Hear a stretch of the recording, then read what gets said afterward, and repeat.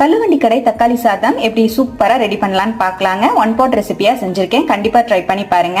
குக்கர்ல ஒரு table spoon oil சேர்த்துட்டு ஒரு டீஸ்பூன் அளவுக்கு கடுகு உளுந்து ஆட் பண்ணிக்கலாம். ஒரு டேபிள் ஸ்பூன் போல கடலை பருப்பு சேர்த்து பொரிஞ்சதுக்கு அப்புறமா 3 பெரிய வெங்காயத்தை கட் பண்ணி சேர்த்துட்டு 7 வரமிளகா ஒரு கொத்து கருவேப்பிலையும் சேர்த்து நல்லா வதக்கி விட்டுட்டு இதோட 1/4 கிலோ அளவுக்கு தக்காளி பழத்தையும் கட் பண்ணி சேர்த்துட்டு 1/2 டீஸ்பூன் மஞ்சள் பொடி, 1 டீஸ்பூன் அளவுக்கு கல்லுப்பு சேர்த்து தக்காளி நல்லா சாஃப்ட் ஆகிற அளவுக்கு வதக்கி விட்டுக்கலாம்.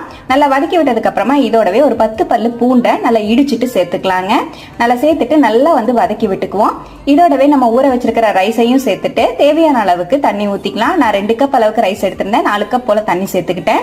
இதுலயே ஒரு டீஸ்பூன் அளவுக்கு கல்லுப்பு சேர்த்துட்டு கடைசியா கொஞ்சமா மல்லித்தலை தூவி நல்லா கலந்து விட்டுட்டு குக்கர் மூடி போட்டு மூடி 4 விசில் விட்டு இறக்குனீங்கன்னா சூப்பரான தள்ளுவண்டி கடை தக்காளி சாதம் ரெடி. கண்டிப்பா ட்ரை பண்ணி பாருங்க. லஞ்சுக்கு இதை விட ஈஸியா செய்ய முடியாது. ட்ரை பண்ணி பார்த்துட்டு எப்படி இருந்தது மறக்காம கமெண்ட்லயும் ஷேர் பண்ணுங்க. நம்ம பேஜையும் ஃபாலோ பண்ணிக்கோங்க. தேங்க்யூ.